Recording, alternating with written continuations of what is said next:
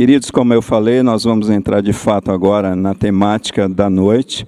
Lembrando aos irmãos que nós temos uma referência bíblica em Lamentações 3:40, que é a referência base da nossa discussão aqui, quando a Bíblia diz assim: examinemos seriamente o que temos feito e voltemos para o Senhor. A Bíblia nos encoraja, a palavra de Deus nos encoraja a olhar para a nossa vida, para comportamentos realmente nocivos que temos convivido, comportamentos destrutivos, fazer um exame minucioso e voltarmos para o Senhor, é o que a Bíblia nos ensina. E na semana passada nós falamos a respeito do inventário moral ou de uma checklist de problemas, de defeitos, de pecados que porventura nós temos. E nós falamos que para isso é preciso a gente olhar para dentro de nós mesmos. Eu citei, por exemplo, o exemplo de Jacó, quando foi confrontado pelo homem de Deus. Quando aquele homem de Deus perguntou para Jacó qual é o seu nome. Na verdade, aquele homem de Deus estava levando Jacó a olhar para o seu comportamento, para as suas atitudes, e a gente sabe perfeitamente o quanto Jacó trapaceou. E é interessante quando a gente olha a história de Jacó, parece que de fato a vida de Jacó muda quando ele tem aquele encontro com o homem de Deus, que alguns teólogos entendem que é o próprio Senhor Jesus. Quando ele teve aquele encontro, quando ele olhou para dentro de si mesmo, a vida de Jacó de fato começa a mudar. Nós também falamos que para fazermos esse inventário moral, essa lista de defeitos, é necessário a gente também dar uma olhada no nosso passado. A gente aprende com o nosso passado, não simplesmente para a gente ficar preso ao passado. Olhando para o passado, onde nós erramos, onde nós tropeçamos, para podermos acertar no presente, no momento presente. E hoje nós queremos falar aqui que nós, para fazermos essa lista, nós falamos que devemos ter coragem e enfrentar os nossos medos. E a Bíblia diz em Isaías 41:10, diz assim: olha, não entreis em pânico, estou com você. Você não precisa ter medo, porque sou o seu Deus. Eu vou dar forças a vocês, eu o ajudarei. Você encontrará firmeza em mim. Vou segurá-lo pela mão. Essa versão da Bíblia é aquela versão, a mensagem, né? Então, Deus nos encorajando a nos libertarmos do medo que nós temos. E a gente nem precisa ter esse medo, porque, na verdade, quando nós elencamos os nossos defeitos, os nossos pecados, nós estamos tendo um encontro conosco. É um encontro consigo mesmo. Então, não há o que temer. Não é isso, pastor Josaniel? Pastor Adalberto, quando se trata de enfrentar os nossos medos, realmente é preciso ter muita coragem, porque nós temos uma tendência muito forte de sublimar, de negar, e de fato, ou de rotular o medo, o temor, como sendo a síndrome dos fracassados. Não, queridos. Quando a Escritura nos chama a atenção a respeito do medo, tanto do Gênesis ao Apocalipse, é porque é algo que nos é inerente. O medo não faz parte dos fracassados. O medo faz parte daqueles que têm coragem de reconhecer as suas fraquezas, mas, ao mesmo tempo, têm a fonte, o recurso, para não viver no estigma, sobre o estigma do medo, mas que o medo faz parte também da vida dos filhos de Deus. Mas espera aí, pastor. A Bíblia diz que nós devemos não temer. Sim, esse é o alvo de Deus. Esse é o 100% de Deus. Só que não se esqueça que para se alcançar 100% se caminha 1, 10, 15, 20 e assim sucessivamente. Então já estou dizendo isso de partida para que você, temeroso ou de repente medroso, Satanás não use essa sua deficiência para estar acusando o seu coração e rotulando você como alguém que não tem fé. Não. Fé, confiança e medo caminham ali paralelamente. Então, nós precisamos trabalhar e encarar isso sem preconceito. Não tenha preconceito do medo. Enfrente-o, admite-o. E assim a gente vai vencendo as nossas deficiências, não é mesmo? Isso mesmo, pastor Joseniel. Então, vejam os irmãos que para nós fazermos este inventário moral, essa listagem dos nossos defeitos, nós precisamos olhar para dentro de nós, nós precisamos olhar para o nosso passado para prosseguirmos em frente, nós precisamos enfrentar os nossos medos, mas também tem um outro aspecto que nós precisamos observar, é que nós precisamos da ajuda de Deus. Ajuda de Deus para fazermos esse inventário, para descobrirmos os nossos pecados, amados. Se os irmãos se recordam, na semana passada eu falei que em nós, na nossa natureza humana, caída, pecaminosa, nós nos autossabotamos. Nós sempre colocamos a responsabilidade nos outros. Nós nos esquivamos dos nossos pecados.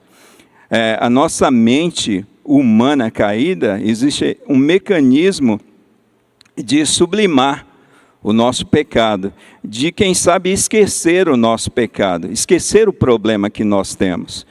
E para isso nós precisamos da ajuda de Deus. Olha o que diz a palavra de Deus no Salmo 139, versículo 23 até o versículo 24, na Nova Tradução da Linguagem de hoje, diz assim: ó Deus, examina-me e conhece o meu coração, prova-me e conhece os meus pensamentos, vê se há em mim algum pecado e guia-me pelo caminho eterno. Amados, nós precisamos, em algumas situações, orar a Deus e dizer: Senhor, qual embaraço existe na minha vida? Onde eu estou errando? Qual é o pecado que tem me atrapalhado, tem trazido prejuízo para a minha vida, tem trazido prejuízo para a minha família, tem trazido prejuízo para o reino, para a igreja, para as pessoas que convivem comigo. Lembrando os irmãos que Jesus falou a respeito do Espírito Santo, e o Espírito Santo, ele nos conduziria a toda a verdade. Se existe alguma coisa, algum pecado, alguma situação, algum comportamento nocivo na tua vida, que você não está conseguindo descobrir, ore a Deus. Certamente Ele te mostrará, Ele revelará, porque o Espírito Santo tem esse poder.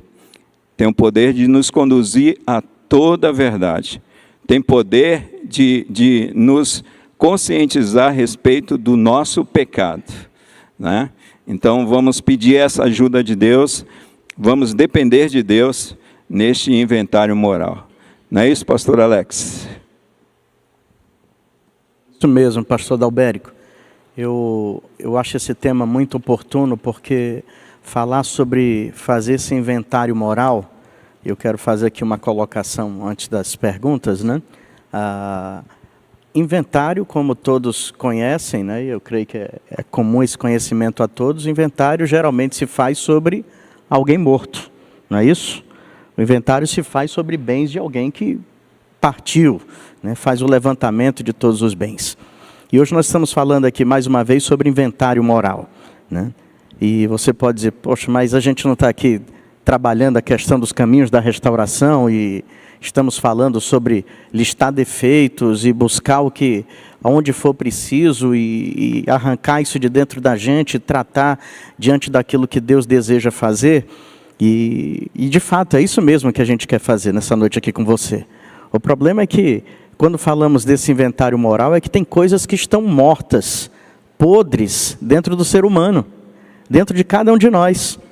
O inventário moral, listar defeitos, é justamente isso aí, é você ter essa coragem, como falou o pastor Joseniel, para olhar para dentro de si, é ter essa coragem, como falou o salmista no Salmo 139, que o pastor Adalbérico acabou de ler, e dizer, né, preciso ser sondado, eu preciso ver que condutas há dentro de mim erradas. Então o inventário moral é justamente isso aí, é ver o que está podre, morto, errado, daninho dentro de cada um de nós, listar isso aí, buscar o caminho dessa restauração que nós vamos ver nos próximos minutos aqui sobre isso aí. Mas o ponto de partida é esse inventário, é ver tudo aquilo que é morto dentro da gente, que é um peso morto, que está apodrecendo e que precisa ser arrancado das nossas entranhas morais, das nossas entranhas espirituais. E é isso que a gente vai fazer aqui nessa noite. Amém, amém. Obrigado, pastor Alex. Eu creio que os irmãos devem estar aí ansiosos, né? Na semana passada nós deixamos aí 5 perguntas, e nós vamos responder. Trouxemos aqui os pastores para responder, e os pastores estão bem animados para responder estas perguntas para vocês. Então eu vou começar aqui com o pastor Kleber, que está preparado ali, e trazer para o pastor Kleber a primeira pergunta que eu deixei na semana passada. E a pergunta é a seguinte: o que nos impede de listar os nossos defeitos? O que nos impede de fazer um inventário moral de nós mesmos? E aí, dentro desta pergunta, eu coloquei algumas situações. Seria a cultura? Nós não temos muito a cultura de fazer inventário, de escrever. Seria a preocupação de ser estigmatizado por conta de uma dificuldade, de um pecado que nós estamos lidando, estamos lutando. Seria a questão do preconceito, vamos enfrentar preconceito. Seria a questão do orgulho, que é próprio da natureza humana caída, pecaminosa. Seria a questão da reputação. Olha, estamos preocupados com a nossa reputação, então não posso fazer isso. Ou seria aquela imagem que foi construída a respeito do cristão, que o cristão é sempre um vencedor, ele não tem pecado, ele é um super-homem, um super-crente, melhor dizendo. E aí, pastor Kleber, o que a gente responde aí de maneira bem prática aos nossos amados irmãos com relação a essa questão? Pastor Adalberto, é um privilégio estar aqui do lado desses homens aqui que ficam soprando nos nossos ouvidos. É sensacional. Mas vejam só, queridos irmãos,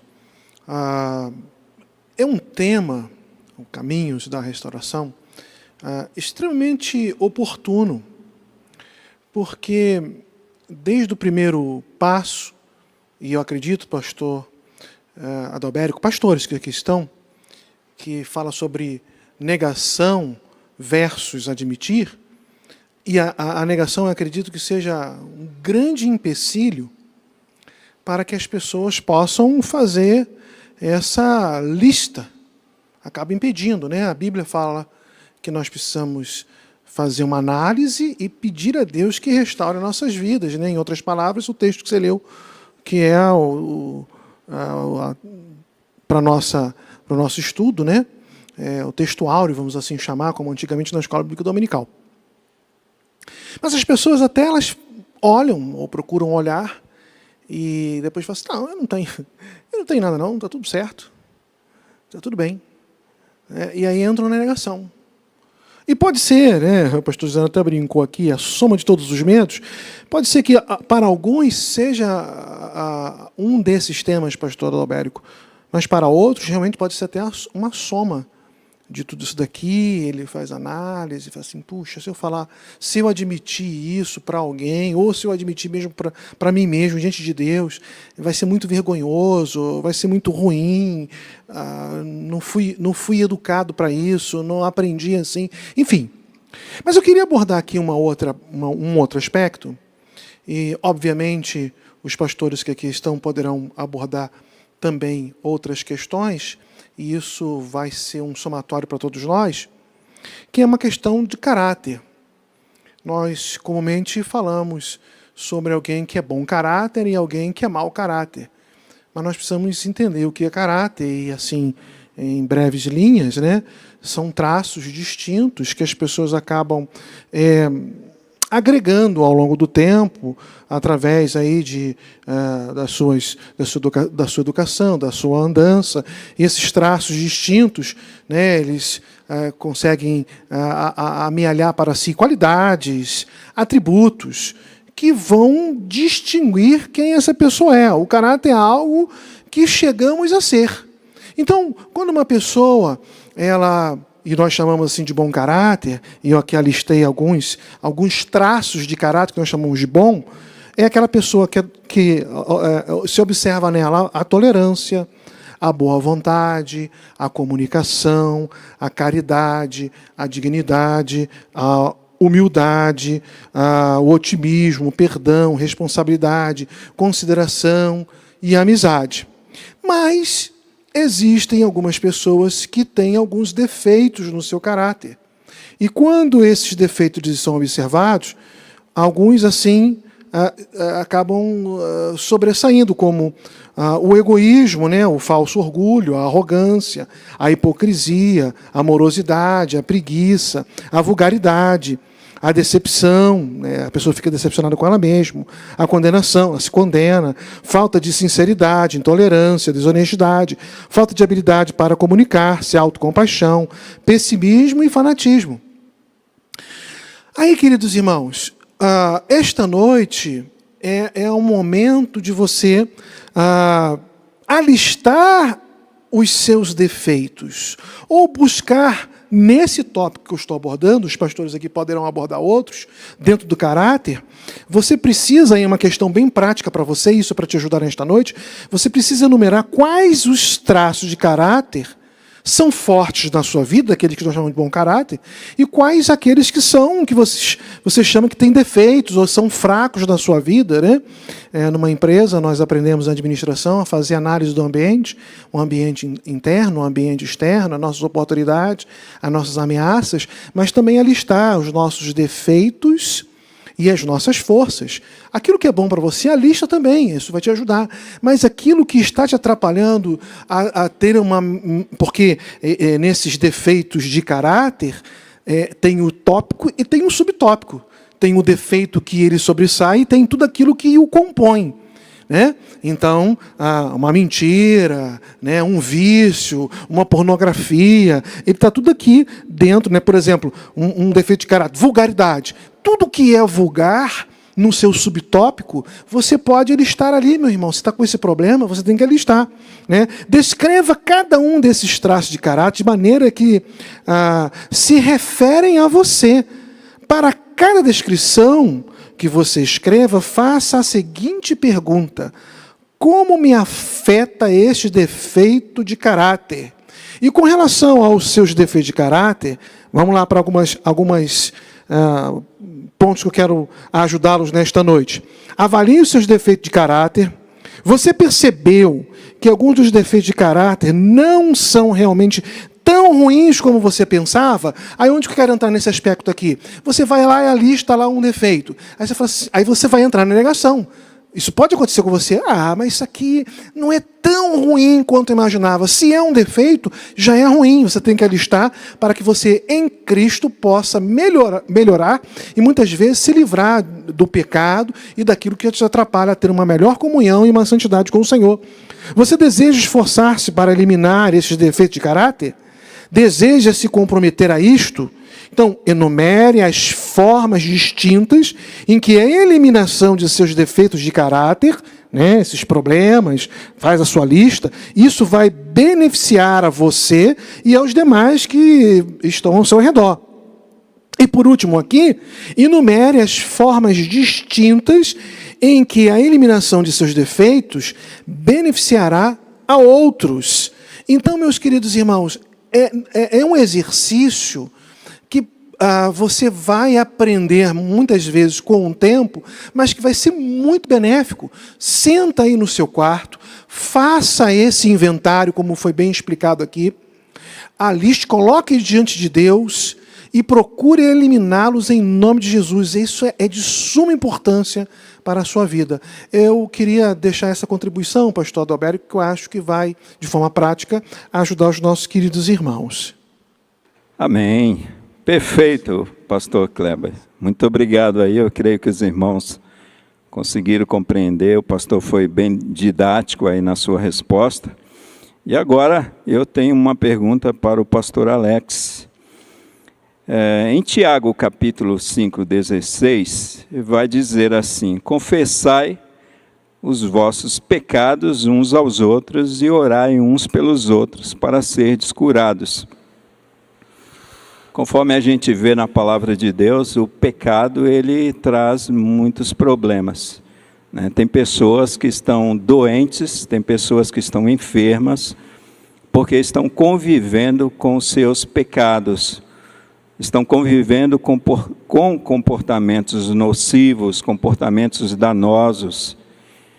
E a palavra de Deus, ela nos instrui claramente que nós precisamos confessar. Então a pergunta para o pastor Alex é a seguinte: é fácil confessar os nossos pecados, listar os nossos defeitos, compartilhar com os outros, como nos recomenda Tiago 5,16, pastor Alex? Pastor, essa pergunta ela é crucial para o desenrolar de tudo que a gente já começou a trabalhar aqui, já tentando pontuar algumas coisas sobre quais seriam essas questões. E chegando nesse ponto aí de Tiago 5,16, eu queria, se os pastores me permitem, falar realmente mesmo de uma forma rápida e resumida, uma abordagem assim muito eficaz sobre confissão. A Bíblia ela fala sobre 3 tipos de confissão. Nós precisamos ter a compreensão disso tudo. Eu quero passar aqui rapidamente para chegar no ponto da pergunta do pastor Dalbérico. A Bíblia vai falar sobre confissão privada. A confissão privada é aquela confissão que você faz diretamente você e Deus. Você tem um pecado, você precisa trabalhar essa questão, você está verdadeiramente arrependido, há essa intencionalidade de ser perdoado e mudar essa sua conduta, você pega e confessa esse pecado a Deus, né? Como Jesus mesmo ensinou, entra lá no secreto do teu quarto e ali você abre seu coração para Deus e dá nomes ao seu pecado, aos seus pecados, e você apresenta o seu arrependimento a Deus e o seu pedido de perdão. Né? Aí a intencionalidade, né, que talvez pudesse se encaixar bem na pergunta primeira que foi feita ao pastor, que além da questão do caráter, talvez falte a intencionalidade, né, de ter essa postura de dizer, não, eu tenho esse pecado, eu preciso listá-lo aqui diante de mim, preciso levar a Deus arrependido, buscando a cura, buscando o perdão. E a Bíblia diz que Deus, 1 João 1, 8 e 9 diz, né? Se confessarmos os nossos pecados, Ele é fiel e justo para nos perdoar os pecados e nos purificar de toda injustiça. Então essa é a confissão privada, é aquela você e Deus. Um pecado que diz respeito a você e Deus. Você ali no seu secreto da sua casa, do seu quarto, né, em um ambiente somente você e Deus, reflexivo, de muita oração e contrição, você vai confessar. Segunda confissão que a Bíblia relata é a confissão pública. É a confissão que está relatada lá, eu creio que é em Mateus 18, versículos 15 a 17. É uma confissão necessária quando envolve o coletivo, quando envolve o corpo de Cristo, a igreja. Um dano causado por você que envolve toda a igreja. Nesse caso, a Bíblia orienta que, na presença de testemunhas, deve ser apresentado o pecado e o arrependimento, e seguido do perdão de todos envolvidos, da igreja diante da presença de Deus. Essa confissão aí é rara, porque a gente está falando de algo bem complexo mesmo, mas é real, é existente também. E a Bíblia diz que quando acontecem esses casos, a confissão pública, ela deve acontecer, ela deve ser feita. E a terceira confissão, que aí vai cair na resposta da pergunta que o pastor Adalbérico fez, que é a confissão pessoal, ou então intrapessoal. O que eu quero dizer com essa confissão pessoal? É aquela confissão onde um pecado seu está diretamente relacionado e envolve uma outra pessoa. É nesse ponto aí que Tiago 5,16 está abordando. A gente precisa fazer essa observação, e por que eu trouxe tudo isso até agora? Primeiro, para sabermos que existem vários tipos de confissões. Segundo, para nós sabermos que a confissão, confessar os nossos pecados uns aos outros, é quando diz respeito a outras pessoas. Você diretamente vai com a pessoa e diz, olha, pequei contra você, né, realizei isso, né, cometi tais práticas, envolvi seu nome nessa situação, estou arrependido e eu venho agora aqui diante de você e diante de Deus e quero ser restaurado por causa do pecado cometido. Né? Confessar os pecados uns aos outros pode parecer difícil se erroneamente entendermos que eu pequei, então agora eu tenho que chegar para todo mundo que eu encontrar na esquina e dizer, pastor Adalberico, eu cometi tal pecado. Pastor Kleber agora, pastor Kleber, eu cometi tal pecado. Pastor Josenel, já falei, pastor Adalberico, pastor Kleber, vou falar para o senhor também, olha, cometi tal pecado. Aí você observar por esse ângulo, você vai dizer, isso é muito difícil, é desgastante, né? É complicado, é enfraquecedor e desencoraja qualquer pessoa a isso. Mas observem, não é isso que a Bíblia diz. E isso às vezes é ensinado de uma forma errônea. Se pensarmos dessa maneira, aí a prática do confessionário faria sentido, né? E não é isso que a Bíblia está ensinando. Você precisa, quando confessar os pecados uns aos outros, é quando você se comete um pecado envolvendo uma outra pessoa. Por exemplo, maledicência. Você falou mal de alguém, né? Essa semana eu tive uma experiência nesse sentido, né? Alguém me procurou e disse, poxa, pastor, eu falei mal de você para uma pessoa e eu estou muito arrependido e tudo mais. Eu disse, não tem problema, vamos orar aqui, vamos conversar. Ela disse, então eu tenho que agora falar para a pessoa que eu falei. Eu disse, olha, eu não sei se vai resolver para o lado de lá. Porque tem aquela história que diz que depois você joga penas no ar, você não consegue recolher todas, mas o fato é que essa pessoa veio e disse, olha, teve um problema entre nós. Ela fez o que biblicamente estava correto. E Deus é tão perfeito, né, que Ele consegue mostrar que isso é possível na prática, no nosso dia a dia, como cristãos autênticos, né? Então, confessar os pecados uns aos outros, ter essa capacidade de dizer aqui, olha, eu vou sentar aqui com você, e olha, eu menti a seu respeito, usei o exemplo da maledicência, vou usar o da mentira, eu menti usando o seu nome, eu menti falando da sua pessoa, eu estou arrependido disso, e eu quero agora consertar isso aqui diante de Deus e de você. O caminho para a restauração foi pavimentado. Quando há essa confissão de pecado envolvendo pessoas, as portas da restauração se abrem para a vida que assim faz. A cura, né? A cura não somente do pecado cometido em si, mas também da prática pecaminosa.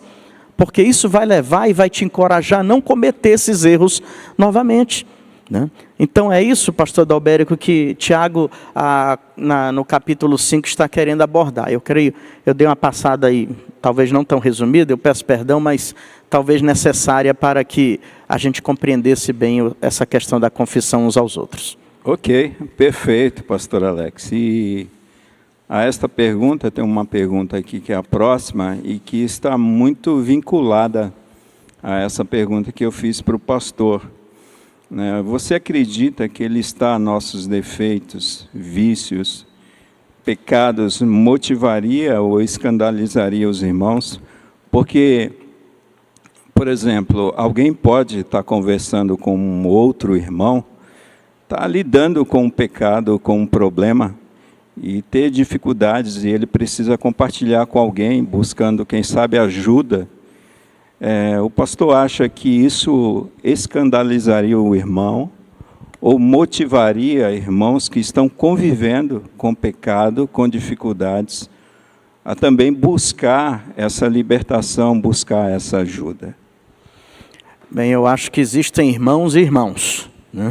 Ok. E eu acho que se o irmão do outro lado, né, dessa história, ele verdadeiramente for um cristão autêntico, e conhecedor desse padrão de confissão, de intencionalidade, de culpa e a busca por restauração, se isso estiver bem claro, né, bem definido em sua mente, em sua postura cristã, eu penso que ele vai, tanto aquele que cometeu o pecado vai estar encorajado a fazer isso, quanto aquele que vai ouvir isso aí vai dizer, então vamos orar. E olha, e se eu te motivei, se eu te levei a cometer esse pecado, eu também quero te pedir perdão por isso aqui, eu também quero me ajustar, eu preciso também fazer, eu posso aprender alguma coisa com o seu pecado. Então, eu entendo que pode ser que escandalize, pode ser que seja levado de uma forma banal por algumas condutas de pessoas, mas o espírito cristão de Tiago 5,16, ele encoraja tanto aquele que cometeu o pecado, quanto aquele a qual vai ouvir a confissão desse que cometeu essa falha de conduta. Então, de certa forma, Tiago 5,16 vem para restaurar essa conduta, vem para encorajar esse posicionamento por parte dos cristãos. Se assim feito, se assim compreendido, eu creio que fica, não vou dizer fácil, mas eu vou dizer que fica menos difícil. Permito, vocês são convidados especiais hoje. Não, o tema está sendo explorado de forma muito brilhante. E Tiago 5,16, ele fala algo que foi bem colocado aqui pelo pastor Alex, não só da confissão, mas como também de orar uns pelos outros. E foi o que foi a conclusão, né? Você precisa confessar uns aos outros, mas Tiago falou assim, ore uns pelos outros, ou uns com os outros. Eu entendo também que essa questão ela vai trabalhar nos nossos corações, no coração daquele irmão que precisa fazer o seu inventário, tanto da questão de motivar ou escandalizar, isso vai mexer com a maturidade cristã. E uma carta de Paulo que vai nos ajudar muito a entender acerca desse aspecto é Corinto. E Paulo fala assim, olha, eu queria tanto dar uma comida mais sólida para vocês, mas eu não consigo dar essa comida sólida porque vocês são bebês, vocês são imaturos. Às vezes, para alguns, você tentar conversar e tentar mostrar esse aspecto, vai ser um escândalo. Ah, meu Deus do céu! Olha, uma vez eu ouvi de um pastor pregando, Celso Martinez, lá do Rio de Janeiro, e ele falou assim, olha, se cortar meu braço, não sai nem óleo ungida, nem água benta, sai sangue, eu sou de carne e osso. Ele não está dizendo que ele estava feito aos defeitos e ao pecado, mas que nós somos pecadores e que muitas vezes, por uma questão ou outra, vamos cometer alguma falha. Né? As pessoas não têm que ficar escandalizadas. Se elas ficarem escandalizadas, é porque está lhe faltando maturidade.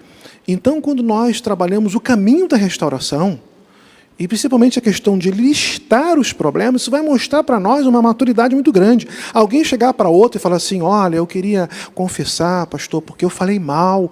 Isso já mostra, ela errou, né? Teve uma falha na sua vida espiritual, mas ela reconheceu, ela está mostrando ali que está crescendo, está buscando uma vida de santidade, uma correção da rota com o irmão e uma maturidade. Então, escandaliza ou fortalece? Depende, meu irmão, do seu grau de maturidade, do seu grau de relacionamento com o Senhor. Eu aqui incentivo que você seja maduro, né? Vigoroso, e que se você tiver a confessar, é claro que você tem que fazer uma análise, que isso pode trazer problema. Né? Já que eu aprendi o caminho da restauração, como o pastor Alex falou, eu vou falar para todo mundo aqui na igreja, pequei. Também não é assim. Né? Mas você vai reconhecer alguém maduro que você vai conversar, e aí Tiago vai se cumprir na sua vida, vai orar um com o outro, e a situação vai estar resolvida, em nome de Jesus. É isso aí, pastor Kleber. Já aproveitar que o pastor aqueceu aí os pulmões, eu vou te dar um texto e te dar a próxima pergunta, tá bom? O que Tiago 4, do versículo 1 até o versículo 11, tem a ver com aquilo que a gente está tratando aqui, com essa lista de nossos defeitos e o processo de restauração. É um texto bem conhecido, né, o que o pastor poderia associar aí àquilo que a gente está falando. Olha, Tiago, uma vez eu fiz uma série de mensagens sobre o livro de Tiago, o pastor Alex também já fez essa série.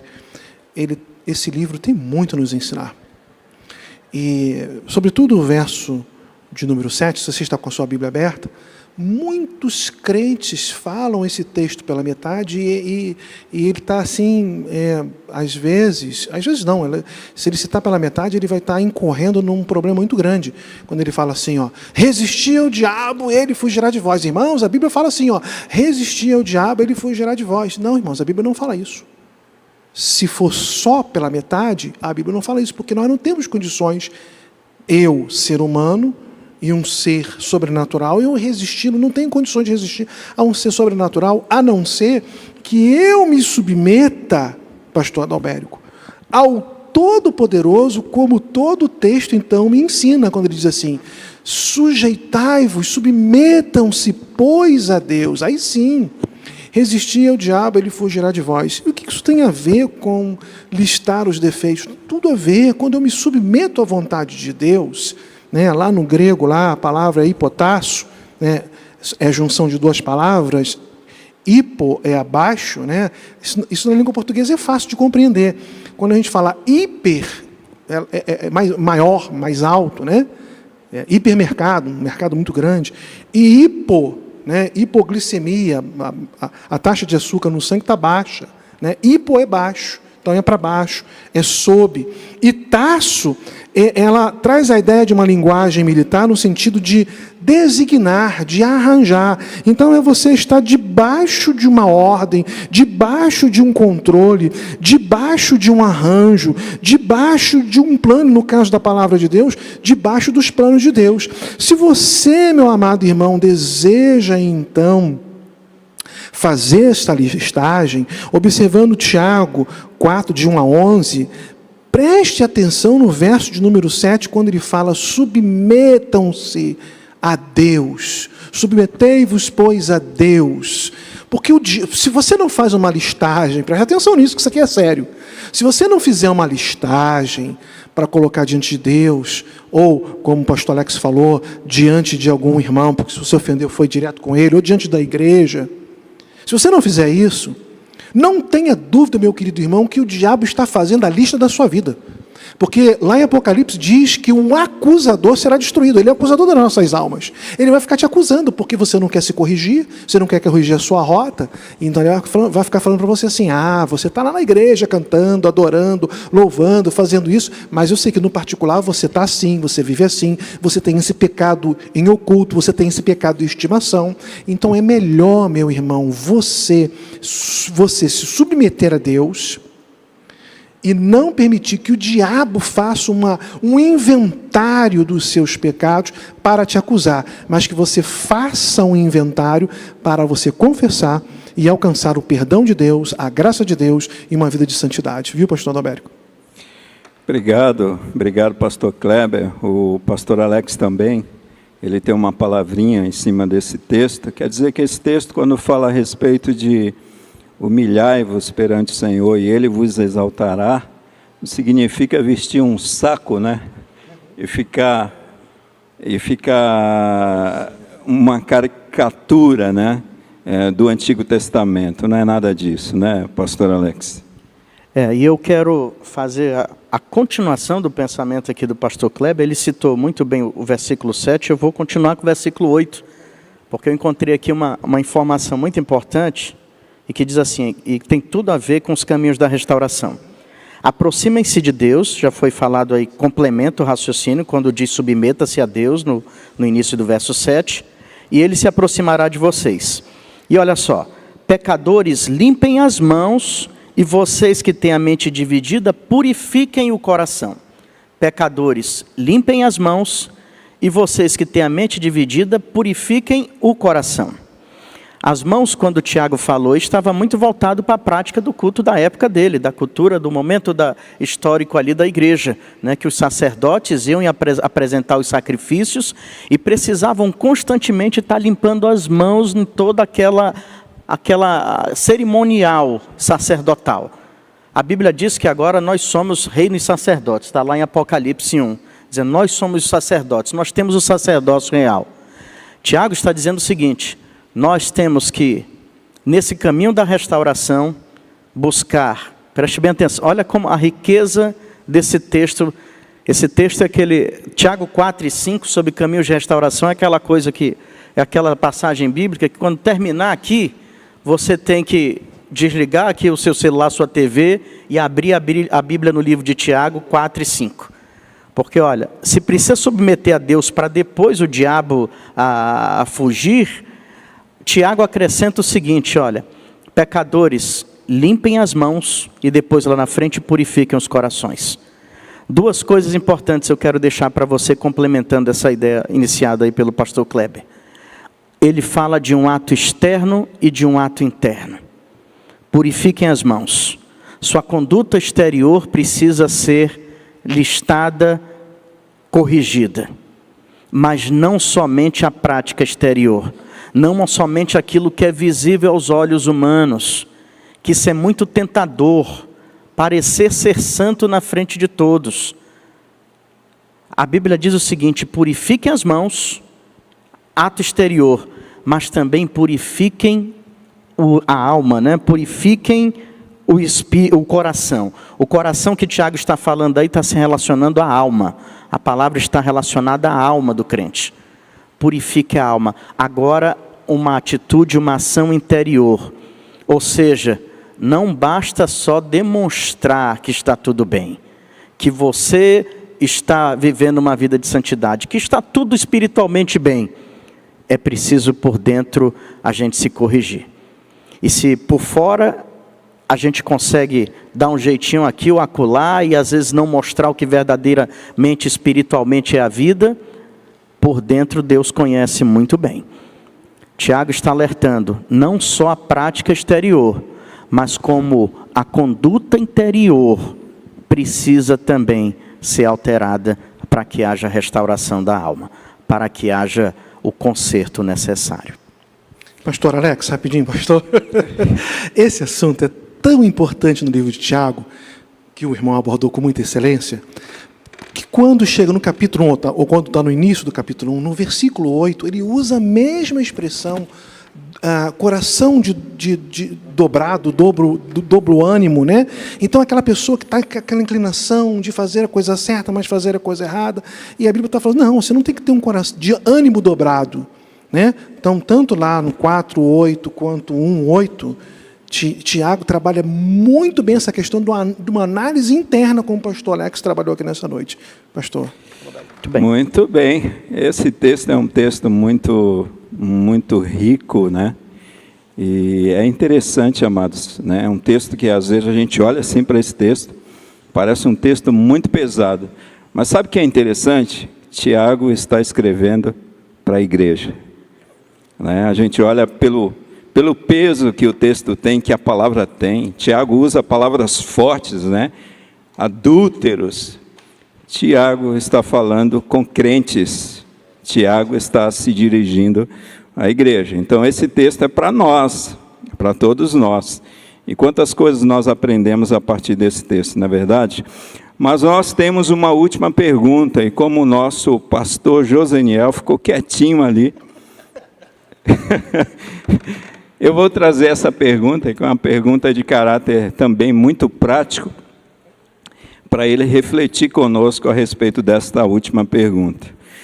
E a pergunta é a seguinte, é situacional, né? Se você for ao médico e o diagnóstico for câncer, no caminho de volta, você rasga o diagnóstico, chega em casa, toma simplesmente aspirinas, ignora o problema que você tem e não conta nada para ninguém?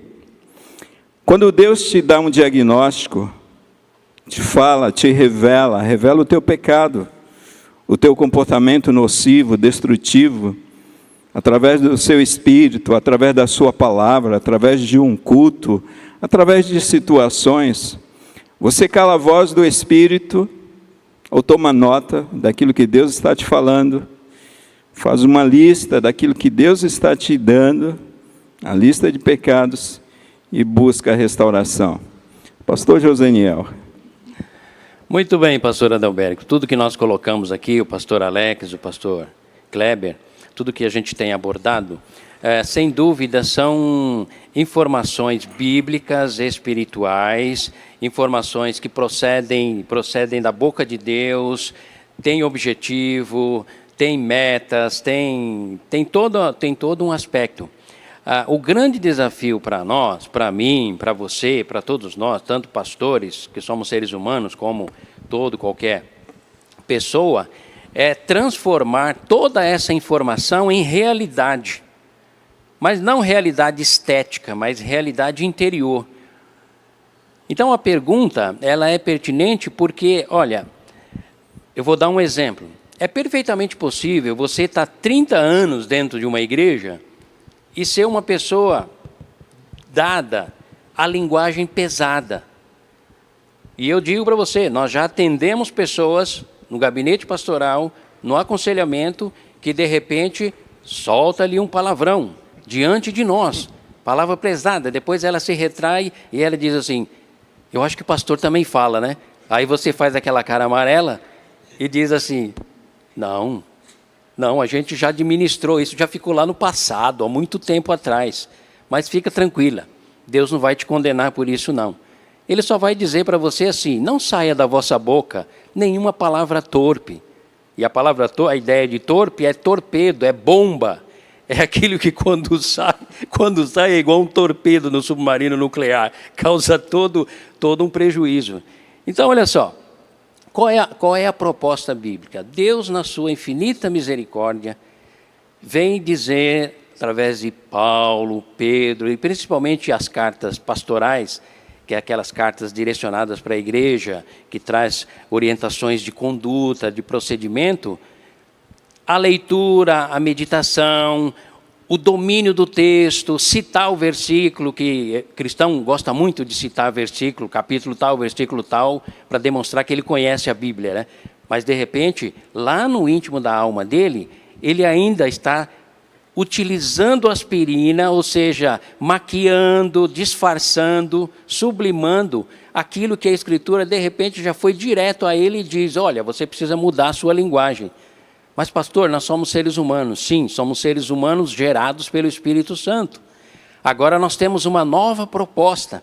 Então, queridos, eu vou lhe dar um conselho no sentido de uma orientação. Você quer mudar a sua linguagem? Você que é habituado, homem, mulher, porque hoje em dia é comum a ter uma linguagem pesada, linguagem obscena, linguagem agressiva, aumenta o teu vocabulário. Eu aprendi isso há muitos anos atrás. A pobreza de linguagem, ela corresponde à pobreza do domínio das palavras. E as palavras correspondem ao vocabulário que você desenvolve na sua mente, aonde o teu cérebro vai pensar a palavra a qual você quer comunicar algo. Eu aprendi isso lendo DCI, não existe mais. Lendo editoriais de jornal, acrescentando ao meu vocabulário palavras novas. E aí os velhos vícios vão sendo deixados de lado. Essa é uma maneira assim, muito salutar, e eu digo para você prático, porque eu experimentei isso. E eu digo para você, dentro da minha casa, dentro do meu lar, com os meus filhos, com a minha esposa, não existe linguagem pesada, justamente porque já aprendemos a lidar com isso. Então, é necessário que nós voltemos a Jesus, aonde no capítulo 8 de Mateus ele diz, e Jesus, ao concluir as suas palavras, que é o Sermão do Monte, todo o procedimento de cidadão do reino, ele conclui dizendo, se você ouvir, colocar em prática, entender, fazer a sua lista de deficiências ou defeitos que você tem, mas colocar diante de mim, você vai estar construindo a sua vida sobre rocha. Confissão, abrir de mão, assumir a cruz, entrar pelo caminho apertado, mas pode ter certeza que virão os ventos, as tempestades, as variações e as intempéries, e a tua vida vai estar sólida, firme, com saúde mental, saúde espiritual, saúde emocional. Então, esse é o caminho. Saia da aspirina e tome o remédio que Deus quer nos dar, está te dando nessa noite. Faça a tua lista, enfrente de cara os teus pecados, não os terceirize, e pode ter certeza que os teus caminhos e a tua vida vai prosperar. Vai prosperar. É garantia do Deus eterno. Ok, pastor Joseniel, perfeito, né? Então o caminho da restauração aí para extirpar este câncer que tem minado, tem trazido tanto prejuízo à nossa vida, não é aspirina, é bisturi mesmo, e Deus deseja fazer isso. Queridos, nesta noite nós tratamos o tema aqui, listar os nossos defeitos. Chega um momento da nossa vida, da nossa caminhada nesse processo de restauração, que Deus, Ele nos coloca diante do espelho. Estou aqui com o espelho na minha mão para você se lembrar bem, para gravar aí na tua mente, no teu coração. Deus, chega um momento onde Ele nos coloca de frente para nós mesmos. Quem sou eu? E este é um tempo onde nós precisamos experimentar esta restauração. Deus tem feito isso como? Quando é que nós estamos diante do nosso problema, do nosso pecado, do nosso comportamento destrutivo. Deus muitas vezes faz isso, nos coloca de frente para nós mesmos, quando nós estamos estudando a sua palavra, quando nós ouvimos um sermão, uma palavra de Deus, a pregação da palavra num culto, onde o Espírito Santo nos convence a respeito do nosso pecado. É num momento, amados, no trânsito, por exemplo, quanto lixo sai do coração, inclusive de irmãos, quando no trânsito recebe uma fechada. Quem sabe, aqui falando para os homens que gostam de um futebol, aquele momento de futebol, uma situação de conflito, Deus nos coloca diante do nosso pecado, Deus nos aponta, Deus fala conosco, é Deus nos colocando diante do espelho. É nos momentos, amados, que nós estamos vivendo, quem sabe, uma situação de conflito dentro da nossa própria casa, com os nossos filhos, com a nossa família, é Deus nos colocando diante do espelho, diante de nós mesmos. E nesses momentos nós não podemos ignorar aquilo que Deus está falando. Se Deus tem falado ao teu coração nesse tempo onde nós estamos tratando a respeito deste tema, ouça aquilo que Deus está falando com você. Porque Deus, na verdade, Ele não está querendo te humilhar, Ele não está querendo te colocar no pó. Deus está querendo restaurar a tua vida. Lembrando de Tiago, mais uma vez, ele diz: humilhai-vos perante a face de Deus, e Ele vos exaltará. Humilhar diante de Deus, se humilhar diante de Deus, de fato, é reconhecer o nosso pecado. Reconhecer que existem áreas em nossas vidas que precisam de restauração. Nós precisamos de correção, e Deus quer fazer isso. Que esse seja um tempo de restauração na vida de cada um de vocês. Que esse seja um tempo de cura, como nos falou Tiago também nesta noite.